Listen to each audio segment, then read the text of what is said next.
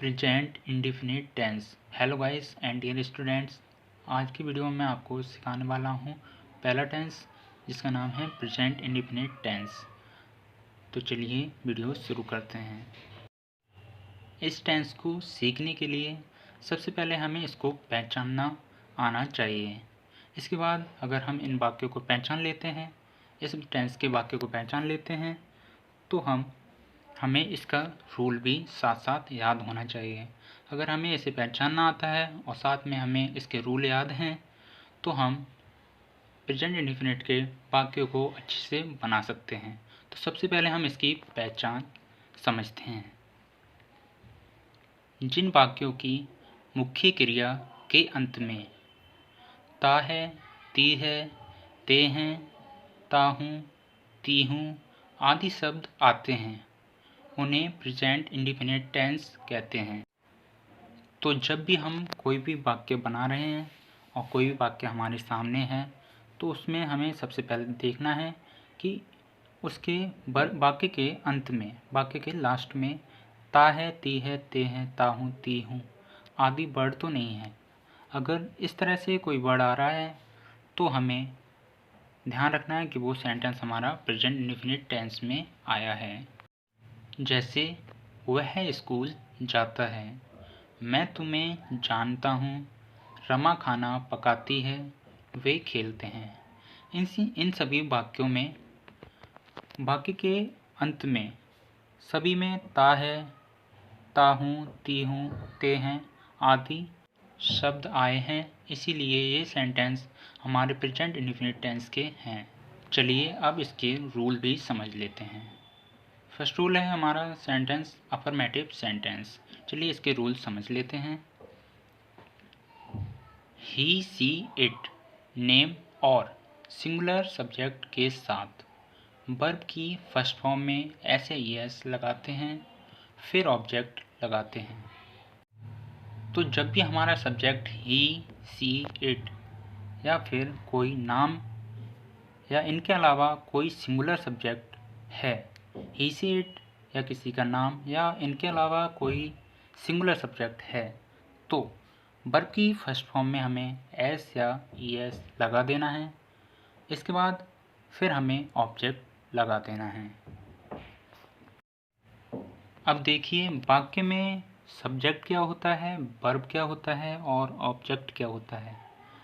ये जब हम इन रूल्स के जब सेंटेंस सीखेंगे एग्जाम्पल, तो हम साथ साथ ही सब्जेक्ट, वर्ब और ऑब्जेक्ट को भी साथ साथ सीखते जाएंगे।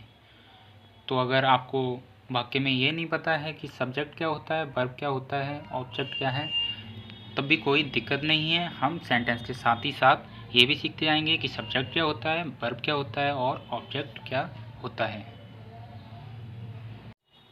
हमें बस इस रूल को ध्यान रखना है, ही, सी, इट, नेम या कोई सिंगुलर सब्जेक्ट होगा तभी हमें वर्ब की फर्स्ट फॉर्म में ऐसे यस लगाना है और उसके बाद हमें ऑब्जेक्ट लगा देना है। चलिए इसका फॉर्मूला देख लेते हैं। देखिए फुल रूल जो अभी समझाया उसका फॉर्मूला है ये। या तो हम रूल याद कर लें या फिर हमें ये फॉर्मूला याद है, तब भी हम फुल सेंटेंस अपना बना सकते हैं। तो फॉर्मूला है हमारा सिंगुलर सब्जेक्ट प्लस V1 मतलब वर्ब की फर्स्ट फॉर्म, प्लस एस या E S plus object plus other word. ये छोटा सा फॉर्मूला है हमें, तो ये हमें हमेशा ध्यान रखना है। अगर हम बस इतना सा फॉर्मूला ध्यान रखेंगे तब भी हम अपना वाक्य कभी भी बना सकते हैं। जैसे वह क्रिकेट खेलता है, यह वाक्य हमने किसके लिए बोला है, वह मतलब कोई व्यक्ति है हमारे जस्ट सामने, उसकी हम बात कर रहे हैं, वह क्रिकेट खेलता है। तो हम जिसकी भी बात अपने वाक्य में करते हैं, सेंटेंस में जिसकी बात करते हैं, जिसके बारे में बात करते हैं, वही हमारा सब्जेक्ट होता है। तो इसमें वह क्रिकेट खेलता है, हम उसकी बात कर रहे हैं, तो वह तो हमारा सब्जेक्ट है। अब वह कर क्या रहा है, एक्शन क्या कर रहा है, तो जो भी सब्जेक्ट हमारा जो भी एक्शन करता है, जो भी करता है, वही हमारा वर्ब होता है। तो वह क्या कर रहा है, खेलता है। खेलता है। और कॉमन सी चीज़ ये है कि वर्ब के लास्ट में अंत में ता है, ती है, ते है लगा होता है। इससे भी हम पहचान सकते हैं कि ये हमारा वर्ब है। और फिर सब्जेक्ट हमारा जो भी एक्शन करता है वो हमारी वर्ब होती है। तो सब्जेक्ट हमारा वह है, और वह क्या कर रहा है, एक्शन क्या कर रहा है, खेलता है। तो ये हमारा वर्ब है। अब जो एक्शन हो रहा है खेलने का, वो क्या हो रहा है, क्रिकेट। तो खेलता है, क्या खेलता है, क्रिकेट। तो क्रिकेट हमारा ऑब्जेक्ट है, वह क्रिकेट खेलता है। He plays cricket, he plays cricket.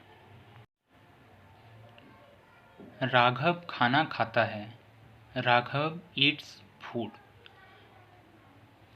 इस वाक्य में, यह वाक्य हमने किसके लिए कहा है, राघव के लिए। तो ये वाक्य राघव के लिए है, तो इसमें राघव है वो हमारा सब्जेक्ट है। अब राघव क्या एक्शन कर रहा है, खाता है, खाता है, इसमें ता आया है, इसलिए ये तो कॉमन सी बात हो गई, इसको हमने पहचान लिया कि ये हमारा वर्ब है। और फिर जो सब्जेक्ट हमारा एक्शन करता है वो हमारा वर्ब होता है। तो राघव क्या कर रहा है, खाता है।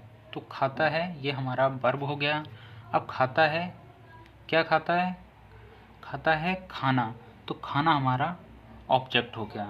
राघव खाना खाता है, राघव सब्जेक्ट हो गया, खाता है वर्ब हो गया, और खाता है क्या, खाना। तो खाना हमारा ऑब्जेक्ट हो गया। राघव ईट्स फूड, राघव खाना खाता है। मेरा दोस्त इस सड़क पर मेरा इंतज़ार करता है।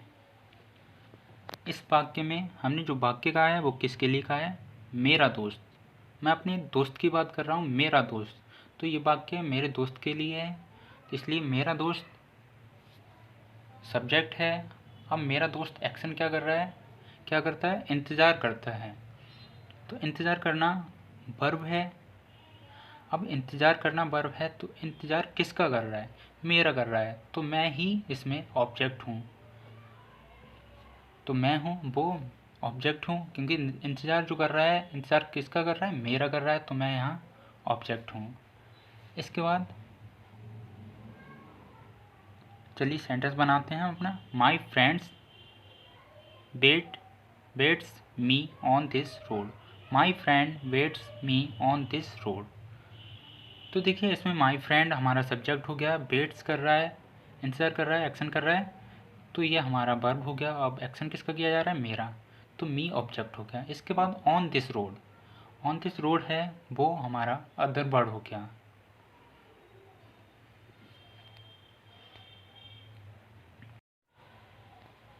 इन सभी वाक्यों में, जो भी अभी हमने वाक्य समझे, इन सभी वाक्यों में जो हमारी वर्ब आई थी, उन सभी वर्ब के लास्ट में हमने सिंगुलर सब्जेक्ट के साथ एस लगाया था। वैसे सब रूल में है एस या ई एस लगाते हैं, लेकिन जो भी हमारी वर्ब थी उसमें हमने एस लगाया था। जैसे बेट लिखा है, बेट में हमने एस लगाया है, बट ई एस अभी तक किसी में नहीं लगाया है। रूल में ये है कि एस या ई एस लगाते हैं, तो एस तो हम लगा देते हैं, बट ई एस कहाँ लगता है। तो चलिए नेक्स्ट एग्जाम्पल में आपको ये भी समझाया जाएगा कि ई एस कहाँ लगता है। तो चलिए नेक्स्ट एग्जाम्पल भी समझते हैं। जिन वर्ब के लास्ट में double S, O, S H, C H, T H, X, अगर वर्ब के लास्ट में ये लेटर्स आते हैं तो हमें सिंगुलर सब्जेक्ट के साथ उन सभी वर्ब में ई एस लगाना है। सिंगुलर सब्जेक्ट के साथ अगर कोई वर्ब ऐसा आ रहा है जिनके लास्ट में double S, O, S H, C H, T H, X आ रहा है तो हमें ई एस लगा देना है। जैसे वह मुझे याद करता है, ही मिसेस मी। इसमें जो सब्जेक्ट है हमारा वह है, हम बात कर रहे हैं उसकी, तो वह तो हमारा सब्जेक्ट हो गया। एक्शन क्या कर रहा है, याद करने का। तो याद कर रहा है वो किससे कर रहा है, मुझे। तो मैं यहाँ पर ऑब्जेक्ट हो गया। ही मिसेस मी, तो जो हमारा वर्ब है उस वर्ब में देखिए वर्ब के लास्ट में जो लेटर हैं वो डबल एस है, और जब भी डबल एस आता है तो हम सिंगुलर सब्जेक्ट के साथ में ई एस लगाते हैं। एस नहीं लगाते हैं। नेक्स्ट, मेरा भाई आगरा जाता है, my brother goes to Agra. ये वाक्य किसके लिए कहा गया है? मेरा भाई। मेरा भाई सब्जेक्ट है, एक्शन क्या कर रहा है? जाने का। तो एक्शन कर रहा है जाने का, तो जाना हमारा वर्ब है, और जाने का जो एक्शन किया जा रहा है वो कहाँ किया जा रहा है? आगरा में। तो आगरा हमारा ऑब्जेक्ट है। तो my brother goes to Agra. इस सेंटेंस में वर्ब है हमारा गो। तो गो में लास्ट में ओ आया है, इसीलिए हमने ES लगा दिया है। नेक्स्ट, धोबी कपड़े धोता है। The washerman washes clothes. इस वाक्य में ये वाक्य जो कहा गया है वो धोबी के लिए कहा गया है, इसलिए धोबी हमारा सब्जेक्ट है। अब धोबी के एक्शन कर रहा है धोने का, तो धोना वर्ब है। अब जो वर्ब किया जा रहा है वो किसके ऊपर किया जा रहा है? कपड़ों के ऊपर। जो धोने का कार्य किया जा रहा है वो क्या किया जा रहा है? कपड़े। तो धोए जा रहे हैं, वो कपड़े धोए जा रहे हैं, तो कपड़े हमारा है object. The washerman washes cloth. इस सेंटेंस में वॉश वर्ब है, और उसके लास्ट में जो लेटर है वो है SH, और जब भी SH आता है लास्ट में तब भी हम ES लगा देते हैं। तो जब भी सिंगुलर सब्जेक्ट के साथ SSOSHCH वर्ब के लास्ट में आता है तो हम उस वर्ब में ES लगा देते हैं।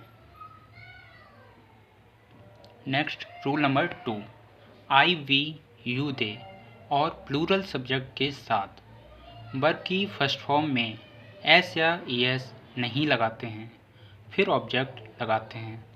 देखिए, जो फर्स्ट रूल था उस रूल से ये रूल इजी है। उस रूल में S या ES लगता है, बट रूल नंबर 2 में हमारा S या ES नहीं लगता है। कहने का मतलब है सिंगुलर सब्जेक्ट के साथ S या ES लगता है, और प्लूरल सब्जेक्ट के साथ वर्ब की फर्स्ट फॉर्म में S या ES नहीं लगाते हैं। बस इतना ही डिफरेंस है। सिंगुलर सब्जेक्ट के साथ हमें वर्ब की फर्स्ट फॉर्म में S या ES लगाना है, और प्लूरल सब्जेक्ट के साथ वर्ब की फर्स्ट फॉर्म में S या ES नहीं लगाना है। चलिए इसका फॉर्मूला देख लेते हैं। फॉर्मूला है इसका plural subject plus B1 plus object plus other word. Formula में जैसा रूल नंबर 1 का फॉर्मूला था, सेम वही फॉर्मूला है। उसमें S या ES था, और इसमें S या ES रिमूव कर दिया है। बस रूल नंबर 1 और रूल नंबर 2 में इतना सा ही डिफरेंस है। मैं तुम्हें जानता हूँ। इस वाक्य में सब्जेक्ट क्या है? मैं, क्योंकि मेरे लिए कहा गया है वाक्य। मैं खुद के लिए बोल रहा हूँ, मैं तुम्हें जानता हूँ, तो मैं सब्जेक्ट हूँ। अब एक्शन क्या है इसमें? एक्शन क्या किया जा रहा है? जानने का। तो जानना वर्ब है, और जानने की क्रिया किसे हो रही है? तुम्हें। तो तुम ऑब्जेक्ट हो, तो आई नो यू। नेक्स्ट, बच्चे पार्क में खेलते हैं। तो ये वाक्य किसके लिए कहा गया है? बच्चों के लिए। तो बच्चे हमारा सब्जेक्ट है, और बच्चे के एक्शन कर रहे हैं खेलने का। तो खेलना वर्ब है, कहाँ खेल रहे हैं? पार्क में। तो पार्क हमारा ऑब्जेक्ट है। The children play in the park.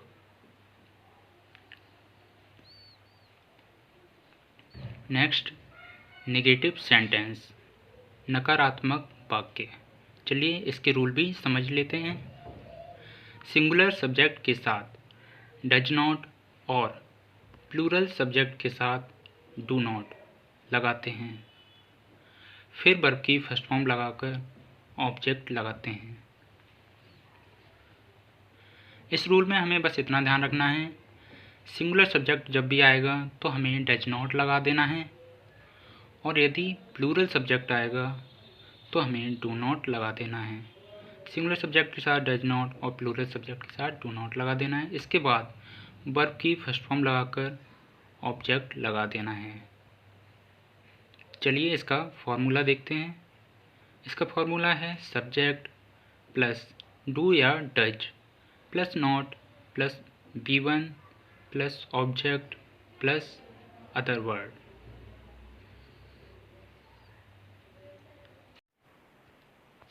Amit छत पर नहीं टहलता है। Amit does not walk on the roof. Amit हमारा सिंगुलर सब्जेक्ट है, इसलिए हमने डज नॉट लगा दिया है। नेक्स्ट रूल है हमारा, वह मेरी मदद नहीं करता है। He does not help me. इस वाक्य में वह हमारा सिंगुलर सब्जेक्ट है, इसलिए हमने ही के साथ डज नॉट लगा दिया है। तो जब भी निगेटिव सेंटेंस में हमारा सब्जेक्ट अगर सिंगुलर होता है तो हम सिंगुलर सब्जेक्ट के साथ डज नॉट लगा देते हैं। नेक्स्ट, मेरे मित्र मेरा इंतज़ार नहीं करते हैं। My friends do not wait me. इसमें मेरे मित्र हैं वो प्लूरल है, मेरा मित्र नहीं है, मेरे मित्र है, इसलिए my friends do not wait me. My friends plural है, इसलिए हमने डू नॉट लगाया है। नेक्स्ट, वे रोज़ाना यहाँ नहीं आते हैं। दे do not come here daily.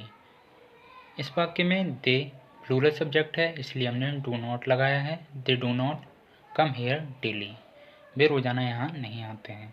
Okay guys and dear student, आज की वीडियो में बस इतना ही। अभी हमारा प्रेजेंट इंडेफिनिट टेंस कंप्लीट नहीं हुआ है, इसलिए जो भी रूल रह गए हैं वो सेकंड पार्ट में समझा दिए जाएंगे।